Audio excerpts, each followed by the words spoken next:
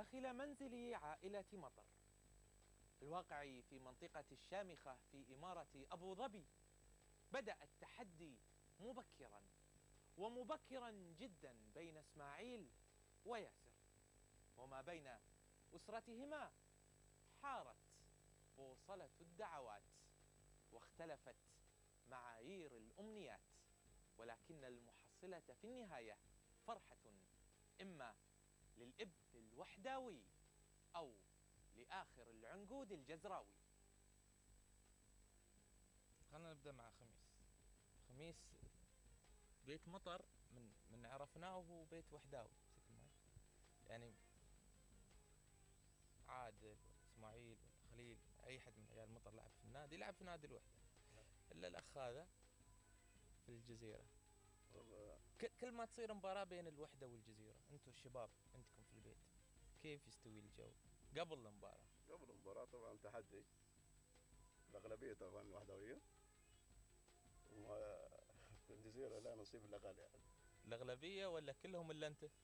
والله لا تستعير. تعاطف، أنا فيه تعاطف شوي في الجزيرة. من يتعاطف معه؟ يعني شوية الوالدة، بس تكون مباراة غير مباراة الجزيرة الوحدة. يعني يشجعونك في كل المباريات ولا؟ ما عدا مباراة الوحدة. يعني بس يعني أنتوا عندكم صار الحين النادي الثاني عقب نادي الوحدة نادي الجزيرة. نادي الجزيرة. وأنت بس الوالدة اللي تشجعك يوم الوحدة يلعب مع الجزيرة؟ حتى الوالدة جلبتها شوي في النهائيات قام تغير شوي. يعني الحين دعوات الوالدة وين بتصير؟ عند إسماعيل ولا عندك؟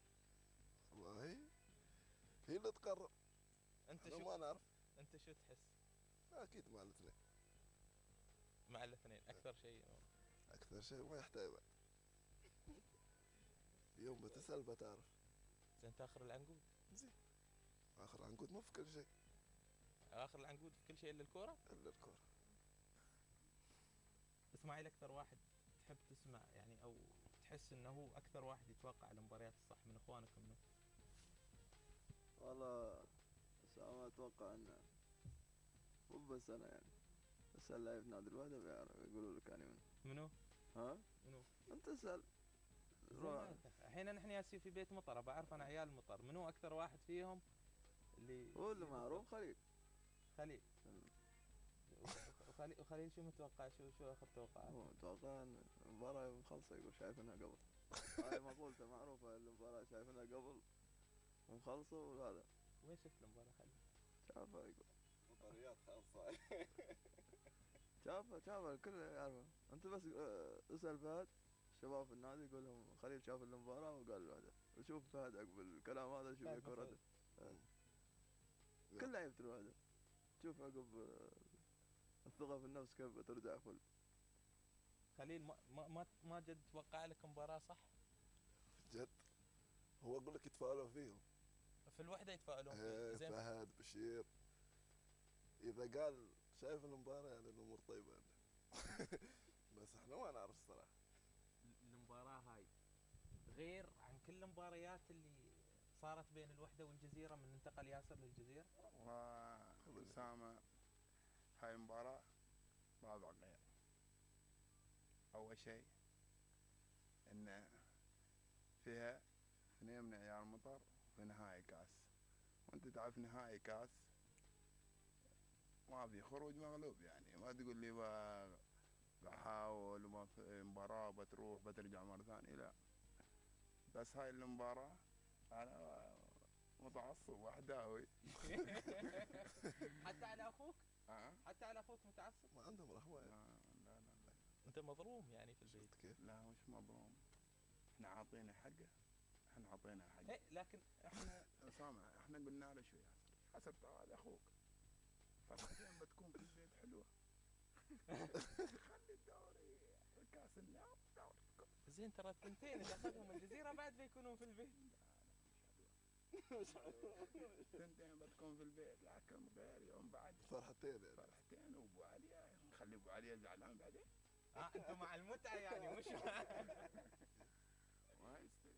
انا هاي المباراة يعني انا وحدان متعصب بس عيد والجملة انا وحدان متعصب انا وحداوي متعصب ترى اقول لك بس حاليا جزراوي متعصب في مرحله يعني تغيير. غير في تغيير.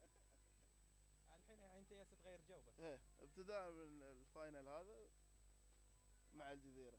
يعني قبل اوكي مباراة الدوري منو كنت تشجع؟ مباراة الدوري والله ما قدرت اتابع المباراة، طلعت من مدرجات، ولا عشان طلعت ليش؟ ما زعلت قدرت. وشو؟ المباراة كانت حساسة كيف حسيت؟ حساسة ما قدرت. كيف ما قدرت؟ متحفظ طيب عطني انا بعرف قصه مباراه الدوري ليش طلعتم؟ ليش ما كملتوا المباراة؟ صراحة كنت ابى الجزيرة يفوز. وما أساس- هان عليك تشوف إيه. الوحدة يخسر. وما هون عليه يشوفوا الواحد يخسر. ابى الجزيرة يفوز اساس يستاهلون دوري يعني 3 سنين وايد وهم يعانون من المركز الثاني بس. فطلعت من المباراة قلت اهم شيء يتعادلون احسن. بس وين الروح الرياضية؟ تقبل الخسارة مثل ما تتقبل الفوز، ولا بس انتوا لا. يا تفوزون يا ماشي؟ هي لا. موجود بس هاي المباراة ما يقدر. لا هاي المباراة لا هي تعاطفهم شوي مع الجزيرة بعد. تعاطفا مع الجزيرة ولا إيه. مع الناس؟ مع الجزيرة. الجزراويين اسامه شفت بطي كيف نايم الحين؟ شي من كثر ما تعبوا يوصلون اخر شيء يخسرون الدوري. شي هذا الجزائر خلاص تعبانين نبغى ناخذ بطولة الدوري شي يعني. ما تعرف انت يعني كنا حتى نحن صراحة يعني احنا لعيبة الوحدة اذا نحن طبعا ما خذينا ما ننافس الحين على الدوري كنا ما نتعاطف في الجزيرة يعني. لأن صراحة الفريق يمكن من افضل الفرق اللي تلعب كورة الحين. ايه بس ما تتعاطف معه في الملعب. لا طبعا داخل الملعب هذا انا شغلي ورزقي يعني. وانا العب في نادي الوحده يعني انا وظيفتي اني العب في نادي الوحده قبل ان اكون انا احب نادي الوحده. نادي الوحده الحين استوى مثل مركز عملي وعلي ان انا اخلص في عملي. صحيح. لكن بعد ما اطلع من الملعب اكيد اتعاطف مع الجزيره. لان الجزيره تبى الصدق يعني حتى بعد مباراتنا مع الاتحاد الكل يخاف يلعب مع الجزيره يعني. حتى الفرق الثانيه اللي خارج نطاق الدوله كلهم يخافون يقول لك افضل فريق الجزيره.